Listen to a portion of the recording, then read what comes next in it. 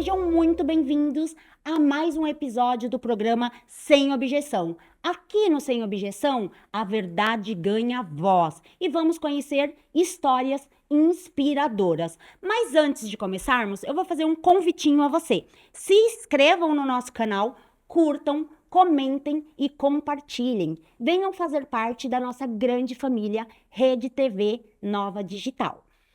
Agora, preparem-se, gente, preparem-se. A convidada de hoje construiu uma trajetória marcada pela coragem e competência e determinação. Ela é mestre em psicologia educacional, formada em direito, delegada de polícia de carreira desde 1989. Uma mulher brilhante que quebrou uma barreira histórica ao se tornar a primeira mulher a comandar a divisão de homicídios, isso mesmo, DHPP, em um ambiente tradicionalmente ocupado por homens, professora da Academia de Polícia Civil, a Cadepol. Gente, ela é brilhante. A sua trajetória confirma na prática uma verdade que inspira gerações. Lugar de mulher é aonde ela quiser. É isso mesmo, gente. Mulheres empoderadas.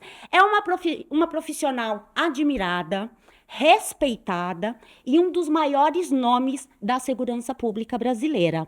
Então, acomodem-se porque o episódio de hoje promete muitas histórias, aprendizados, reflexões que certamente ficarão marcados na memória de cada um de vocês. Hoje temos a honra de receber uma mulher que fez histórias e continua escrevendo novos capítulos todos os dias. Com vocês, a doutora Elizabeth Sato. Doutora, é um prazer recebê-la aqui. Seja muito bem-vinda a mais um programa, mais um episódio do Sem Objeção. Obrigada, Érica, pelo convite. Obrigada a todos por estarem, acompanharem essa nossa conversa. Será uma conversa leve, óbvio, né? E, Érica, obrigada pelas suas gentis palavras. Não sou merecedora de tudo isso, mas a verdade é que a mulher, ela tem que conquistar os seus espaços efetivamente. O que nós temos observado é a falta de mulheres nos diversos lugares, principalmente na área de segurança pública, nas instituições dos sistemas de justiça criminal.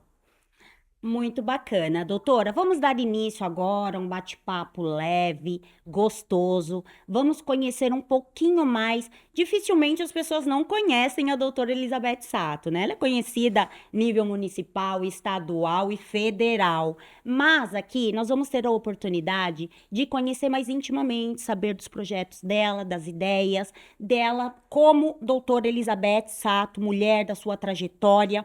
Então, para começarmos, doutora, eu gostaria que você apresentasse, para quem não conhece ainda, né, um pouquinho da sua trajetória. Há quanto tempo você atua como delegada de polícia? Em quais as cidades, unidades que já trabalhou ao longo da sua carreira? Quais as experiências que mais marcaram a sua atuação na polícia? Bem, vamos lá. Como você mencionou ainda há pouco, eu sou delegada de polícia desde 1989, mas entrei na polícia em 1976 e já sei que vocês aí já estão fazendo as contas para saber qual que é a minha idade, mas tudo bem. Nessa época, em 76, eu cursava ciências biológicas. E aí eu não trabalhava, né? Eu sou filha, para quem não sabe ainda dessa minha intimidade, eu sou filha de tintureiro e de empregada doméstica com muito orgulho. Sou residente da Zona Leste da capital de São Paulo. Também não tenho vergonha de dizer essa minha origem. Então, eu comecei em 1976 como escriturária temporária. Foi o Que meu primeiro bacana. trabalho, o meu primeiro emprego. E aí, quando eu passei a exercer essa atividade de escriturária, foi no departamento pessoal, né? De um departamento policial. E eu ouvi dois investigadores conversando sobre um crime de homicídios que eles estavam investigando e estavam prestes a esclarecer. E aquilo me despertou, meu olho brilhou. Eu falei, nossa, que legal isso, né? E aí eu os procurei posteriormente para saber como é que tinha se desenvolvido aquela investigação. E ali eu descobri, eu falei, eu quero ser isso, eu quero investigar também. Eu acho que Descobriu a sua paixão, descobri né? minha paixão e acho que a maioria das pessoas também tem essa paixão. Sim. Haja vista quando há uma novela, onde há um crime, todo mundo tem um palpite. Ah, eu acho que quem matou foi ele, quem matou foi aquele, bom, enfim. Então foi isso que, na verdade, despertou essa minha paixão. E aí eu falei, bom, eu vou fazer então um concurso para investigador, né? Quando abrisse, prestei para investigador. E nesse interregno eu fui cursar direito, porque eu já sabia que eu queria ser delegada de polícia. Eu falei, não, eu quero ser delegada de polícia. Aí cursei direito, prestei o concurso em 1989 e, na verdade, prestei 4 concursos para ser delegada. E naquela época, não havia aquela coisa assim ostensiva de que só X número de mulheres vai passar. Mas nos bastidores havia isso. O que tornou mais difícil, né, o seu Ex- ingresso nessa carreira. Exatamente, exatamente. Foi muito mais difícil, porque eu era Elizabeth, filha do tintureiro e da empregada doméstica. E eu concorria com mulheres que eram filhas de delegados de polícia, de advogados, de juízes, de promotores, enfim. Mas eu não me abati. Eu falei, não, eu quero ser isso, vou correr atrás do meu objetivo. Então, em 89, eu consegui a aprovação, fiz o curso e desde então eu venho nessa caminhada, lutando pelos direitos das pessoas, pela diminuição de criminalidade, por investigação de crimes de repercussão. E eu fui tão abençoada nessa trajetória que eu fiz vários percursos, né? Fui designada para vários lugares dentro da Polícia Civil. Então, eu fui seccional de polícia da Zona Norte da capital, da Zona Leste da capital, fui divisionária da Divisão de Proteção à Pessoa, da Divisão de Homicídios, fui titular do 78º Distrito Policial, 78 lá nos Jardins, até que em 2013 eu fui convidada para ser diretora do Departamento de Homicídios. Érica, você não imagina aquela japonesinha com 19 anos de idade, entrando naquele mesmo quinto andar, porque a seção do pessoal era no quinto andar Gente, do prédio da Brigadeiro Tubias. que conquista, né? Cheguei ali como escriturária, com uma marmita debaixo do braço e no outro braço um livro de biologia. Em 2013, eu retorno a esse mesmo quinto andar, como diretora Como do diretora. departamento e do tipo de investigação que eu sou apaixonada, todo mundo me conhece e sabe disso. Foi uma emoção muito grande, sabe? Porque para nós, mulheres, tudo é muito mais difícil. Tudo é mais difícil. Se você tem um conhecimento jurídico, você tem que demonstrar que você tem o dobro do conhecimento jurídico que o homem tem. Exatamente. Né? Se você tem um posicionamento, uma postura, você tem que ser firme nesses posicionamentos. Então, eu sofri muito com misoginia, com perseguição, né? Quem fala que na administração pública isso não existe é mentira. Isso existe sim, e no ambiente policial também existe, mesmo porque Acredito que até mais, né, no ambiente policial. a polícia, ela é masculinizada, né? Ela é masculinizada. Mas pouco a pouco, sem ofender ninguém, sem ser desrespeitosa com os meus superiores, eu fui galgando meu espaço. Fiz concurso para professora na Academia de Polícia, onde eu leciono há 25 anos também. Então, foi uma caminhada até aqui. E uma coisa assim que eu me orgulho particularmente é de ter aberto porta para outras mulheres E delegadas. servir de inspiração, né, para outras mulheres. As mulheres que não se sentem capazes, eu não vou conseguir, não vou almejar um cargo tão sonhado, a doutora serve de inspiração para isso, que é capaz.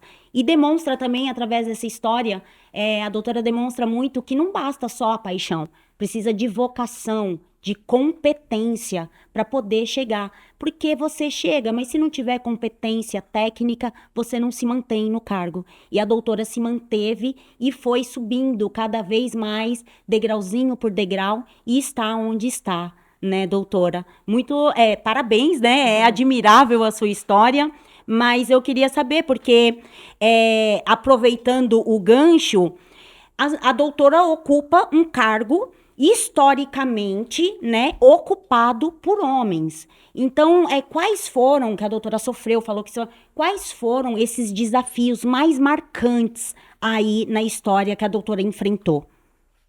Na verdade, os desafios foram muitos, né? Mas eu poderia destacar aquele que mais me impulsionou a prosseguir, a ter o clareamento da mente de que eu estava no caminho certo. Então, quando você está trabalhando numa investigação, seu chefe vira para você e fala: Olha, vamos ver se você não vai ser uma secretária melhorada. Meu Eu Deus. ouvi isso. Que Eu falei, triste realidade, né? né? Falei, nossa, por que ele está falando isso para mim? Eu Passei num concurso. sou concursada, né? Mas aí eu entendi, eu fiz uma reflexão a respeito disso, e entendi que ao invés de ele me desestimular, na minha cabeça eu falei, eu vou mostrar para ele se eu serei uma secretária melhorada. E aí foi que eu trabalhei mais Foi ainda, um mais e mais. É, impulsionamento. eu ganhei, quando eu era titular da Delegacia de Lesão Corporal e Tentativa de Homicídios do Departamento de Homicídios, eu ganhei, porque tinha uma competição interna entre as equipes e delegacias, né? Até para incentivar esclarecimentos de crimes. Eu ganhei 2 meses seguidos. A Meu minha delegacia Deus. ganhou 2 meses seguidos. Aí, por conta disso, eles começaram a me respeitar. Serviu como estímulo e não desanimou. Serviu como Exatamente. estímulo, né? Foi o contrário, foi o estímulo. Então, nesse percurso, eu posso te afirmar com muita certeza, sabe? As nossas instituições, e não só as instituições, a sociedade, de uma maneira geral, ela é machista. E aí a gente tem que começar a refletir muito, porque a violência doméstica parte daí, de como nós somos criados, né? Que valores nós temos enquanto sociedade. E os meninos aprenderam, estou dizendo na minha época, óbvio que tem gente mais jovem escutando a gente, a jogar bola, a menina usa cor de roupa azul, a menina usa cor de rosa, ela vai brincar de boneca, né? Que o menino não chora, né? Menina não pode Exatamente. chorar A na frente de menina tem que menina. fazer comida, cuidar da casa, dos filhos. E o menino, Exatamente. né, já desde pequeno, não, vai jogar bola, vai sair para trabalhar mais cedo, né? É Exatamente. cultural, É né, cultural. doutora?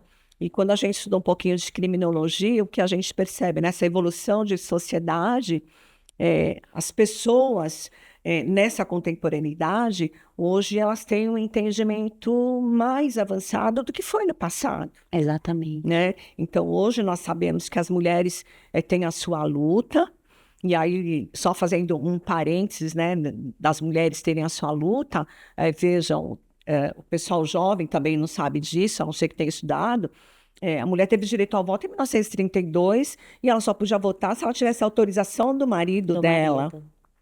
Então, a coisa evoluiu bastante e eu sempre entendi que a convivência social ela é com base na coletividade. Se a Exatamente. coletividade vive bem, todos nós vivemos bem.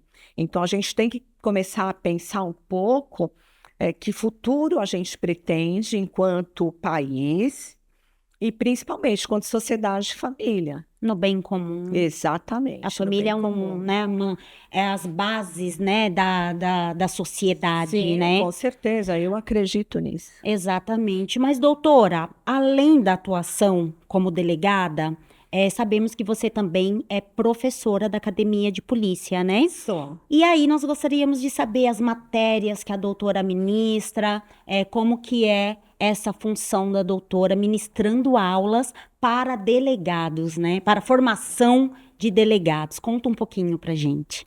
Bom, primeiro que o ensino é uma coisa maravilhosa. Eu sempre gostei de ensinar, eu sempre entendi que quando se tem conhecimento é necessário que você o transmita para outras pessoas terem esse mesmo conhecimento, que elas possam evoluir. Então, lecionar para mim na escola de polícia é extremamente prazeroso, eu amo fazer isso.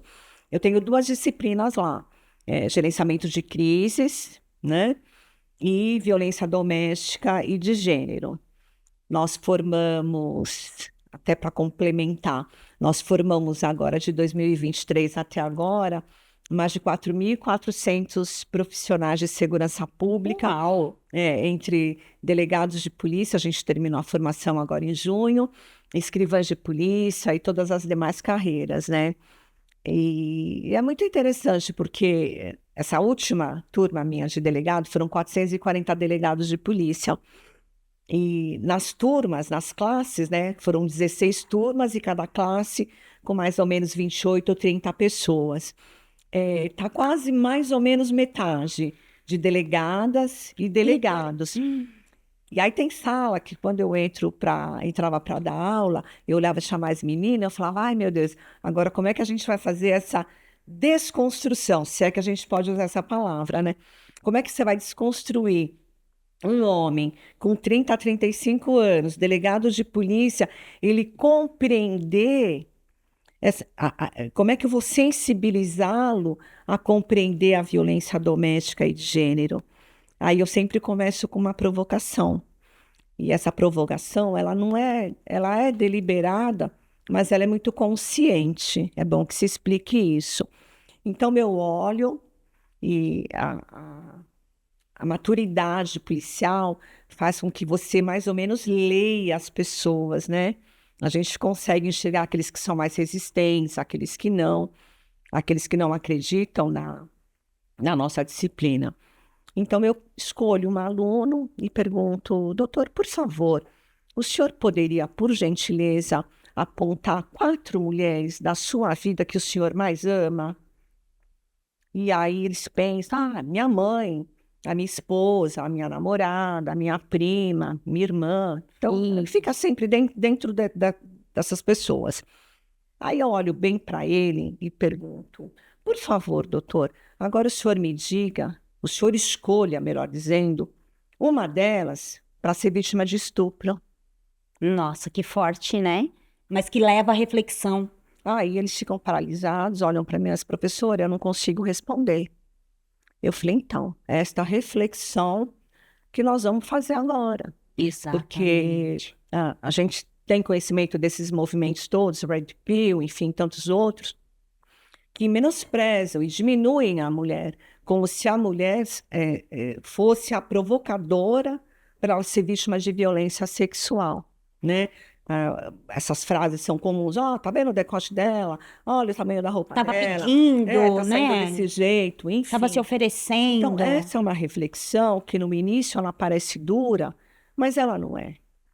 Porque se eu não quero, se eu não desejo que nenhum ente ou pessoa que eu ame sofra uma violência sexual, por que que eu desejo que a outra, que eu não conheço, possa ser vítima? Essa Exatamente. reflexão que a gente faz. Então, a partir desta discussão, eles vão compreendendo, eles vão se identificando e, pasme, muitas alunas depois me procuram dizendo que sofreram violência doméstica, ou por agressão, ou normalmente violência psicológica, enfim. Então é importante que a gente faça isso, porque na nossa sociedade, vamos falar em termos de São Paulo, né, que estamos aqui em São Paulo, o nosso estado. O ano passado, em 2025, foram mais de 98 mil ocorrências registradas de ameaça contra a mulher. Mais de 78 mil crimes de calúnia, injúria e difamação. Muita coisa. E 270 feminicídios. Meu Deus, é muita É coisa. muita coisa. No Brasil, o ano passado, foram mais de 1.400 vítimas de feminicídio. E aí, se você parar para fazer uma conta em relação ao feminicídio, a gente não pode deixar de refletir acerca dos filhos dessas mulheres que ficaram.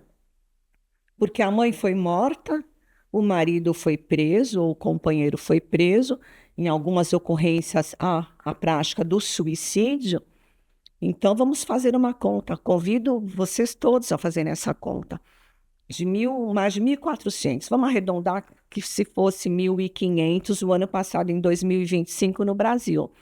Se cada uma dessas mulheres tivesse tido um, dois filhos, ou três filhos, ou nenhum filho, mas partindo da conta de que fossem dois filhos, 1.500, né, que foi que a gente partiu nessa conta, não chega a 1.500 redondo, é 1.482, se não me engano. Quantos filhos nós temos órfãos? Sem que essas crianças sejam atendidas pelo Estado. Exatamente. É muito mais complexo, não foi só uma vítima embora, né? É aquilo E que nós sim quem chamamos, fica, né? né? Mas a gente vai chegar nesse assunto. E aí vocês têm tamanha a noção da importância, né, da sua atuação em formação de policiais para a nossa segurança pública. É um assunto de extrema importância, complexo. E a importância que a doutora, né, como professora, isso é o que vai surgir e vai refletir lá na frente na qualidade dos policiais que a gente vai ter atuando aí para nossa segurança pública, né? Doutora, a violência doméstica continua sendo um dos maiores desafios da sociedade, né? Quais são os principais, para a doutora ajudar a gente, quais são os principais sinais de alertas que os familiares, amigos, eles possam conseguir observar quem está sofrendo alguma violência? Porque o crime, antes de ser cometido, ele dá sinais, né? Qual é o conselho da doutora para quem está nos assistindo, observar esses sinais? na verdade, não é conselho, já são dados constatados já. Para quem não sabe, existe uma história atrás disso. Em 1976, uma psicóloga americana chamada Lenore Walker, ela começou a fazer uma pesquisa para poder entender por que tantas mulheres sofriam violência. E ela fez uma pesquisa demonstrando o quê? Ela entrevistou várias mulheres e ela foi observando dados comuns nessas mulheres, né? Ou seja, aquela coisa que começa devagarzinho, tipo, mas você vai sair assim? Olha, ó, benzinho, hoje eu vou tomar um café com as minhas amigas. Ah, mas hoje, justo hoje que eu comprei um ingresso de um cinema para a gente poder assistir. Então é Faz isso. de tudo para Exato. atrapalhar. Ele começa a cercar a mulher para que a mulher não tenha contato externo, tá? Uhum. E aí a mulher fala assim, nossa, ele gosta de mim mesmo, né? Ela pensa assim, olha, não quer que eu saia. Se sente Então, amada, protegida, mas não é bem isso, né? exatamente. Então, são sinais, no início, extremamente sutis, mas que a mulher ela vai percebendo pela repetição dessas condutas. Até que se chega para as agressões verbais, Começa com as verbais. é, posteriormente acaba com as agressões físicas. E aí entra num outro ciclo que a gente chama, né? Que foi chamado de lua de mel. Ele vai, olha, me desculpa, eu não vou fazer mais. Ah, me perdoa, eu estava exaltado esse dia. Isso está sendo muito bem demonstrado numa novela que está passando aí das 9. É muito bem caracterizado a essa circunstância, Sim. essa situação. Então a mulher tem que perceber, porque primeiro, ninguém é dono de ninguém. Eu acho que as relações pessoais, afetivas, elas são importantes para todos nós, né? As construções das famílias, elas se baseiam numa boa relação entre homem e mulher, ou um casal, seja lá, não necessariamente homem e mulher, mas enfim, dos casais de uma maneira geral. Então, nessa identificação, é que se a mulher não perceber esse ciclo da violência, nós chegamos a essa questão extremada, que é a morte da mulher. A Exatamente. morte da mulher, justamente por ser mulher. E por ela encontrar muitas dificuldades, né? Porque quando ela identifica, ela já está cercada ali pelo medo, né? Muitas deixam de denunciar por medo. qual o conselho que a doutora dá para essas mulheres que elas devem ir à delegacia? Qual vai ser o tratamento que elas vão receber, a proteção que elas vão receber, porque muitas não vão por medo. Sim. Qual o conselho que a doutora dá para essas mulheres? Sim, essas mulheres, ou as mulheres, é totalmente compreensível que elas tenham medo mesmo, de denunciar o companheiro ou o marido. É normal, não pensem que isso é uma covardia, não é. Porque cada caso é um caso. Então, por exemplo, há mulheres que dependem financeiramente desse homem. Isso é um obstáculo que elas É o enfrentam. primeiro obstáculo. Ele traz comida para dentro de casa, ele paga o aluguel da casa, ele paga a escola do filho. Então, ela se sujeita. Então, para essa mulher que não consegue se sustentar sozinha, elas precisam desse apoio. Então, existe uma rede de apoio e a construção dessa rede de apoio na capital, por exemplo, nós temos a Casa da Mulher Brasileira, que faz esse atendimento. Nos municípios, geralmente são as prefeituras que fazem e que constroem essa rede de apoio com psicólogos, defensoria pública, advogados, pessoal da saúde, enfim, para poder dar esse apoio. Além disso, existem várias ONGs que também dão esse suporte para a mulher, para que ela possa criar coragem. O que nós não podemos, e aí, óbvio, é uma reflexão extremamente subjetiva, cada uma delas tem o seu motivo, mas não é permissivo hoje que mulheres sejam mutiladas. Tem histórias, né, que a gente conhece, que já trabalhou, de mulheres que foram queimadas, mulheres que foram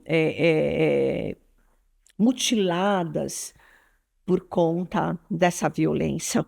Eu mesma, quando exerci minhas atividades na Delegacia de Defesa da Mulher, logo lá no início de carreira, eu atendi um caso no plantão que, naquela época, 1900 e pouco, 80 e pouco, eu fiquei assim, Chocou muito, marcou. horrorizada. Eu estava de plantão num domingo, aí chega uma senhora chorando, toda marcada, né? Aí eu fui recepcioná-la, fui atendê-la, aí perguntei, falei, o que aconteceu com a senhora? Ela me contou, e não era uma moça jovem. Naquela época eu não tinha 60, tá? Agora eu tenho. Naquela época eu era mais nova. Se não falasse, É, ninguém é, saberia, mas naquela a doutora época, falou. essa senhora tinha 60 anos, por aí.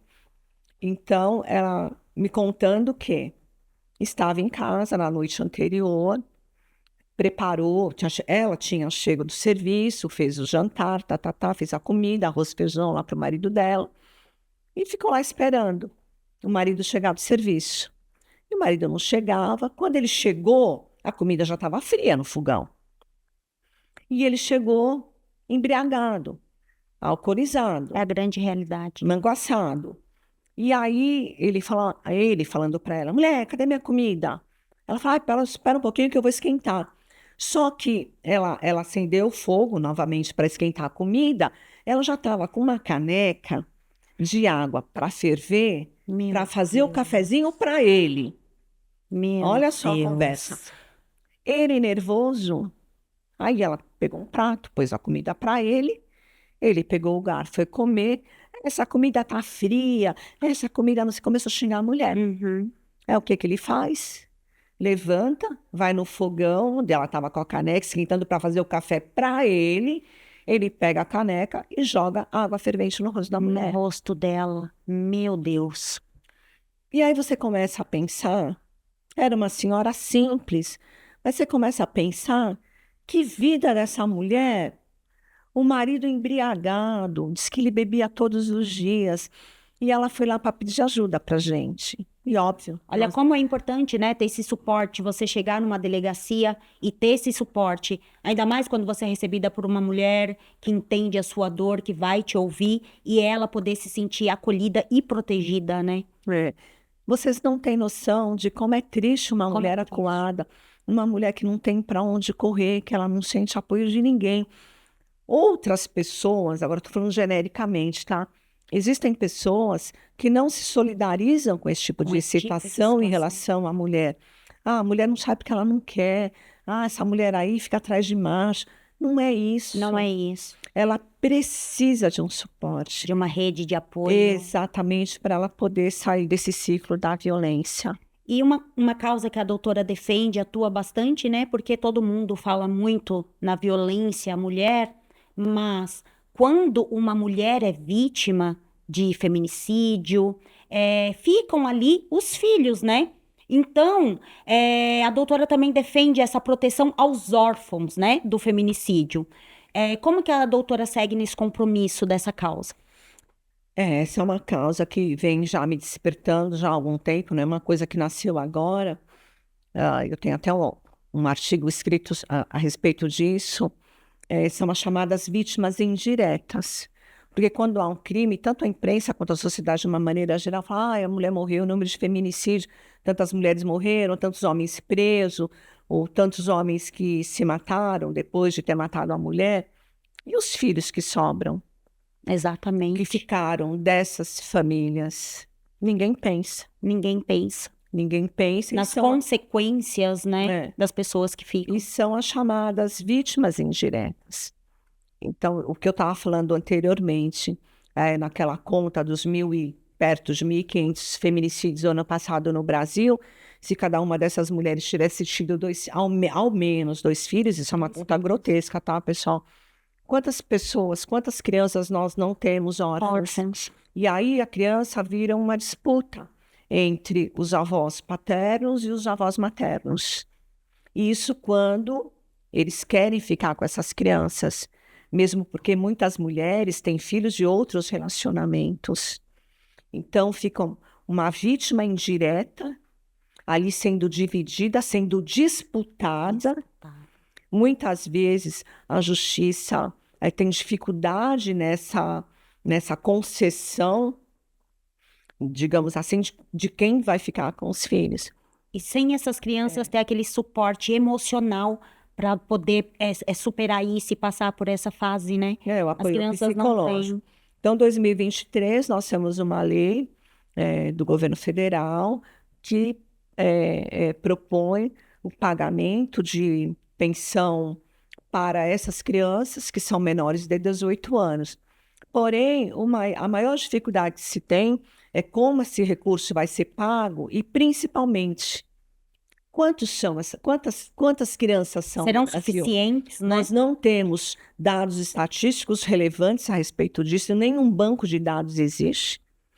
Esse ano foram criados alguns bancos de dados, assim como a gente tem o banco de dados de DNA. Nós não sabemos quantas são essas crianças. Então, quando eu não tenho um dado concreto, um dado que me permita, pelo menos, fazer um cálculo de como o Brasil, né, vai amparar essas crianças, fica muito difícil. E uma coisa que me remete muito à reflexão é a seguinte: o povo brasileiro, as pessoas, né, são muito solidárias em relação a várias questões, principalmente as questões dos vulneráveis, né? E como que a gente pode construir, em termos de políticas públicas, uma rede de proteção para essas crianças? E eu fiquei pensando bastante como solucionar isso no estado de São Paulo, porque o estado de São Paulo também, na verdade, a lei diz que caberá a cada estado administrar essa questão do pagamento de pensão para essas crianças que são vítimas indiretas do feminicídio. Eu falei: nossa, essa questão é tão simples de resolver em termos estatísticos. Nós temos os boletins de ocorrência. Hoje nós temos sistemas de polícia judiciária. É só abrir uma aba lá, o declarante daquela morte, dizer quantos filhos aquela mulher teve. E aí vai para um banco de dados automático e se soma lá. Olha, o Brasil tem, agora, numa simulação, 5.000 órfãos, 20.000 órfãos. É tão simples de resolver as coisas. Poder ter um número. E na sua visão, doutora, tendo esse planejamento, né? Na sua visão, quais são as políticas públicas que poderiam fortalecer e oferecer esse acolhimento em proteção a essas famílias? A ideia que não me falta. A minha cabeça não para de pensar, eu sou uma máquina pensante. Eu já pensei em várias coisas aqui para o estado de São Paulo.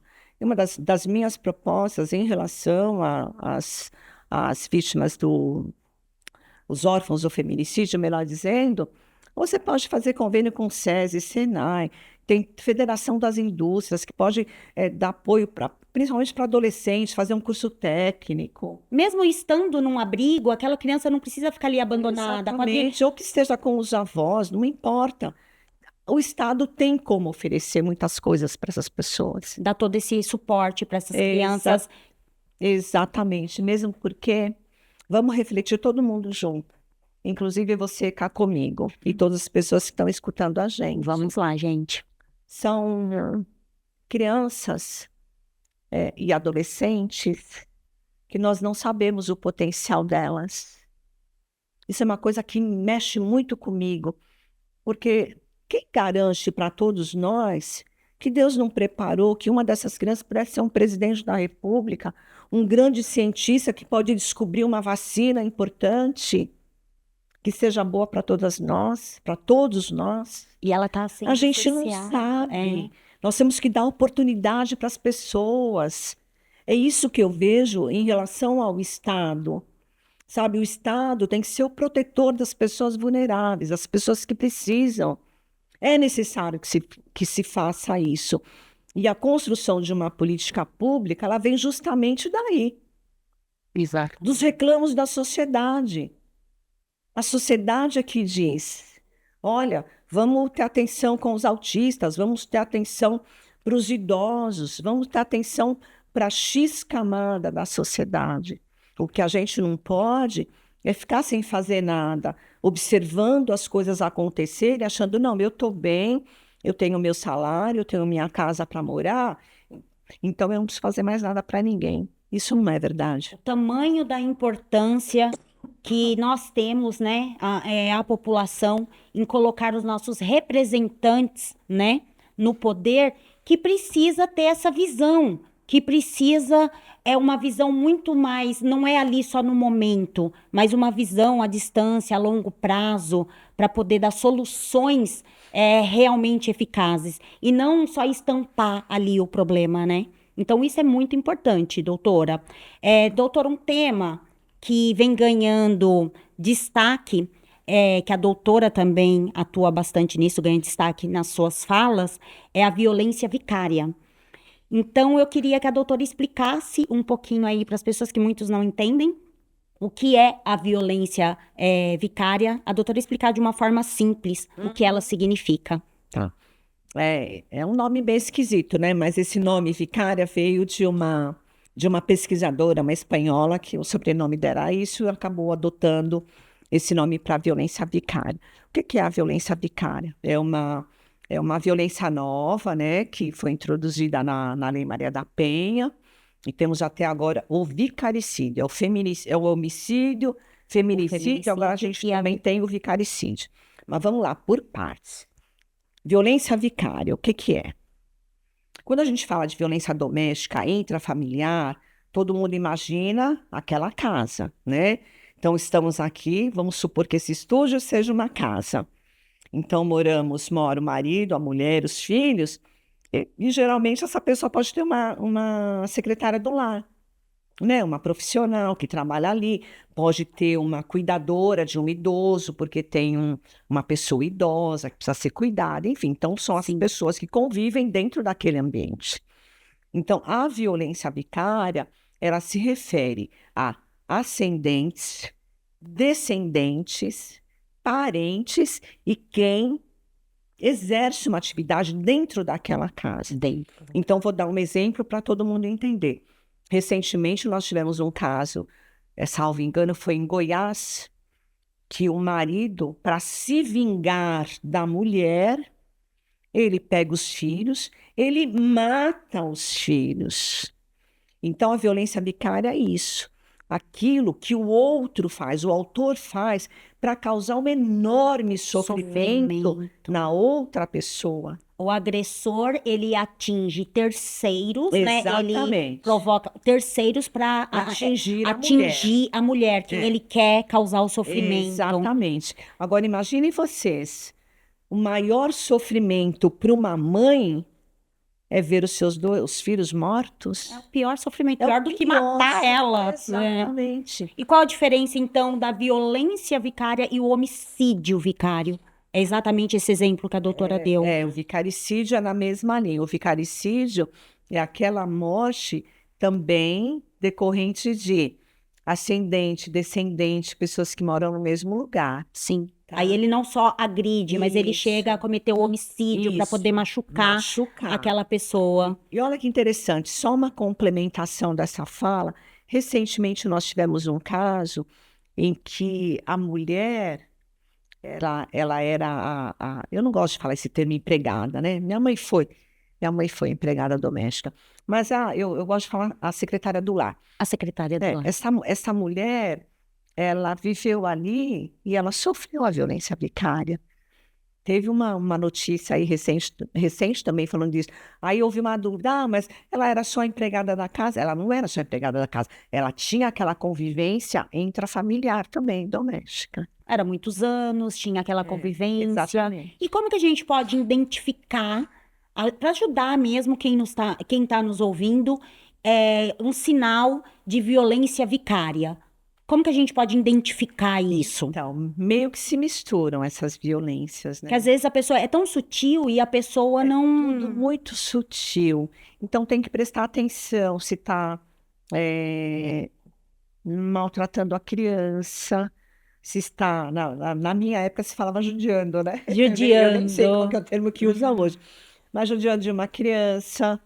Nós vimos recentemente também um vídeo, até postei no meu Instagram, de um pai que está caminhando com as crianças, e aí na metade do caminho ele dá um empurrão, um chute na criança, a criança cai. Essas coisas imotivadas, né? Sem motivo nenhum, e você percebe que é para ofender a mulher. Uma maldadezinha ali, imotivada, que é realmente para machucar a mulher. Tudo é muita observação. A mulher tem que observar muito. Eu tenho certeza que a entrevista de hoje está sendo muito esclarecedora para todo mundo que está nos assistindo hoje, viu, doutora? Mas eu quero ir para um tema agora com a doutora, prevenção e educação, porque muito se fala sobre a importância da educação na prevenção da violência, né? E como programas de educação para o respeito, igualdade, resoluções pacíficas dos conflitos, como que pode contribuir toda essa educação para reduzir os casos de violência contra a mulher? Muito bem. Para quem não me conhece, também eu sou uma defensora da educação. Eu acho que a educação liberta, não tem idade para você estudar, para ter conhecimento, para adquirir conhecimento. A educação é transformadora. E a educação é a e o transformação do ser humano. o conhecimento ninguém te tira. Pode tirar sua roupa, tirar o que você tem, tirar os seus bens materiais, mas o seu conhecimento ninguém lhe tira. Então, eu sou favorável de novas disciplinas no ensino fundamental, no ensino médio e até mesmo nas universidades. De uma disciplina sobre violência doméstica, sobre cidadania, sobre respeito, como tem no Japão. No Japão, por exemplo, as crianças não têm uma educação formal até determinada idade. Quando elas são pequenas e vão para a escola, elas vão aprender respeito, cidadania, limpeza. Podem ver nos vídeos que a gente vê por aí, as crianças limpando, elas plantando, aprendendo a plantar. É muito cultural, mas muitos desses ensinamentos aqui no Brasil, as pessoas podem ver como abuso, para ver como isso é cultural. E é tão... a educação japonesa é uma coisa tão invejável, porque você vê os bons resultados, os bons frutos, mas ainda nos deparamos com pessoas que acham que isso é abuso, quando na verdade não é. Como que a gente quebra esse paradigma, né? Então, a nossa sociedade está muito gozada, né? Tá invertida, né? Uns valores invertidos. Eu acho que está muito gozado. Eu acho que a gente tem que, primeiro, entender o que a gente quer, para onde a gente vai caminhar. Eu vejo o nosso país, né, está muito dividido politicamente. Se você fala alguma coisa, então você é do partido do fulano, você é A extrema intolerância. É muita intolerância, ninguém respeita ninguém. Mas assim, eu acho que a gente tem que sonhar também, né? Porque se você quer um ambiente, um mundo melhor para os seus filhos e para os que virão, a gente tem que acreditar. A gente não pode deixar de acreditar de que podemos viver em coletividade harmoniosamente. Nós podemos sim, eu respeitando a sua opinião, você respeitando a minha opinião. Eu acho que é por Exatamente. aí. Então, para mim, a educação é transformadora, sim, e ela pode fazer com que nós, não nessa nossa geração, acho que Acho que o início é eu na acho que daqui educação. uns 20, 30 anos, Vai mais ou demorar menos. algumas Vai décadas. demorar algumas décadas, mas eu acho que é possível, a gente não pode perder Não isso. pode perder a esperança. Eu queria que a doutora deixasse uma dica, porque nós aqui falamos sobre o feminicídio, o que, que as mulheres que sofrem, né, poderiam fazer, mas as pessoas que convivem ao redor dessas pessoas, tem alguma forma do cidadão ajudar quando ela percebe, né, esses abusos? As pessoas ao redor, poderiam ajudar essas vítimas de alguma forma? Podem, denunciando. A denúncia é a melhor forma de proteção. Tanto é que existem algumas legislações em relação aos prédios, aos condomínios, por exemplo, o síndico tem a obrigação de fazer a denúncia quando é constatada uma violência doméstica. Da mesma maneira, todos nós. Eu acho que um exercício de cidadania, quando você vê uma mulher sofrendo, você não precisa de identificar, é só ligar no 180, no número, né, 180, e fazer a sua denúncia, que ela é sigilosa, ela não é identificável.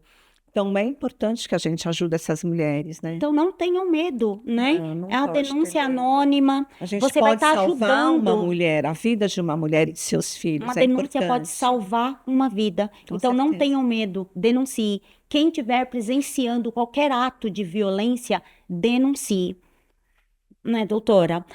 Doutora, vamos falar um pouquinho da sua vida pública?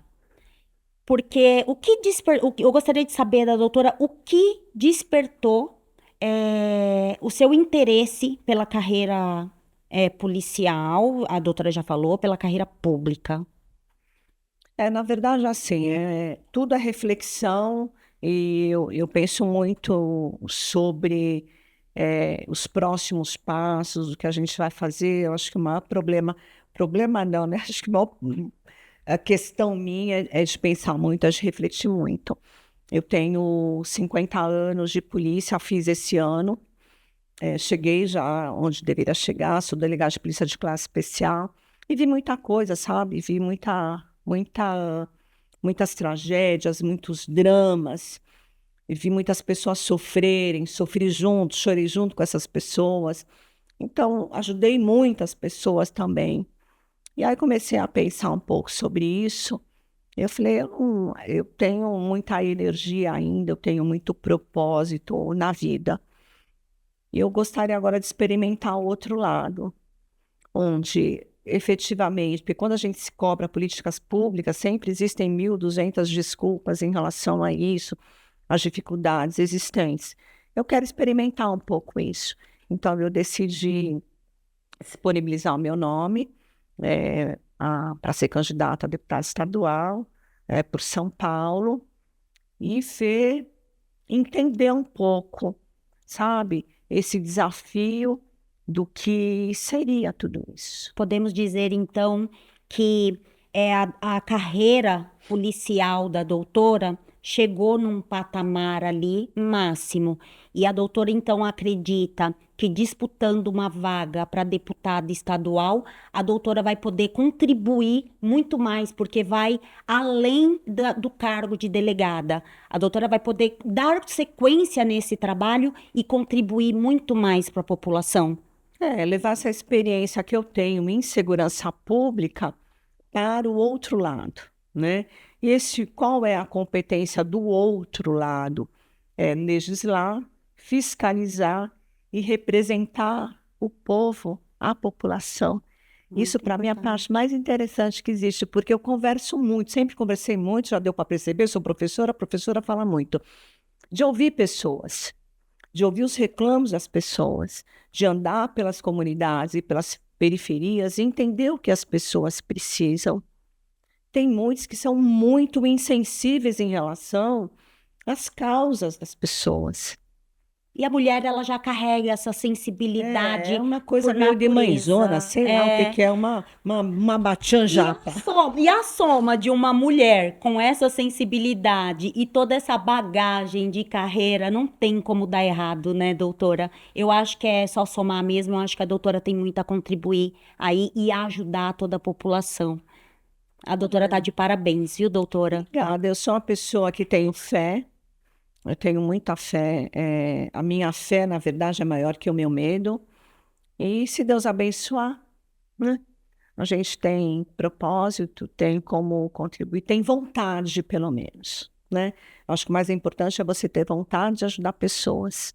Isso acho que me move muito, porque dentro da instituição policial civil, o que sempre me moveu foi aquela palavrinha pequenininha chamada justiça. Eu sempre tive isso, desde pequena comigo, sabe? De fazer você poder levar um pouco de alento às pessoas.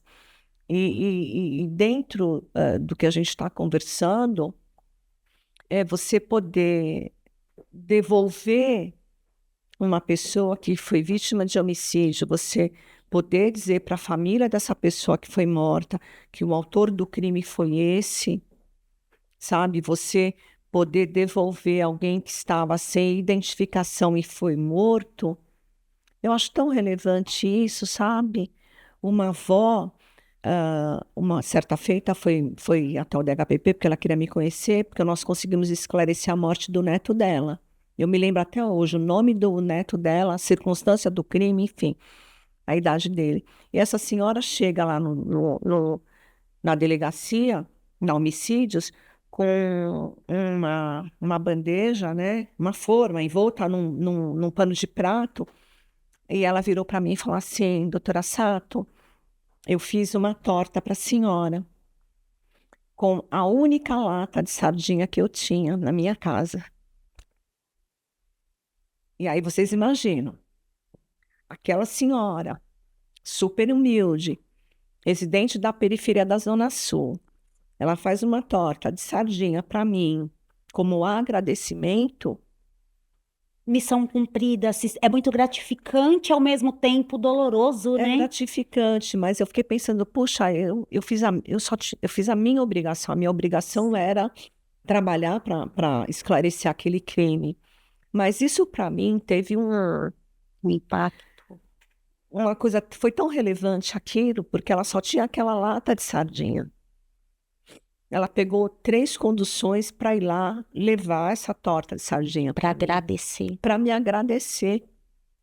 A importância que isso Foi tinha para o ela. maior presente que eu ganhei na minha vida, foi aquela torta de sardinha.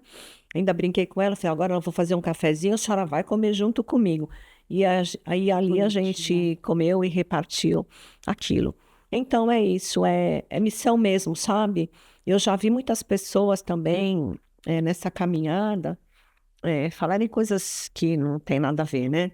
Até entendo também, porque a gente está vivendo um momento político muito complicados, muitas denúncias de corrupção, enfim. Então, é perfeitamente normal que as pessoas desconfiem mesmo das outras pessoas. Mas você pode ter certeza que eu tenho proposta, tenho muita vontade de prosseguir nessa caminhada.